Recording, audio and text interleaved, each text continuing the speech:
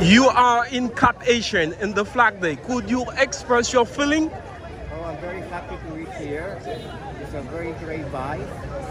I love it here. This is my fifth time here in Caucasian, but it's the first time in a Flag Day. I love it. You love it? Could you tell us your nationality and then your feeling about the Flag Day today?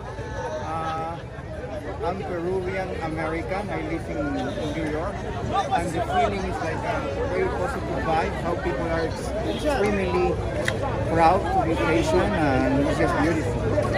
And what message do you want to send to the people who are afraid to come in Haiti? How does the security? They shouldn't be afraid. I mean, this is my fifth time coming, and I just love it. It's very safe. Of course, there is places where are dangerous to go, so you don't go there. But Cap Haitian is very safe. Yeah, that's mean. I'm very beautiful. That's mean you are not afraid. No, of course not. You didn't tell us your name. Pablo.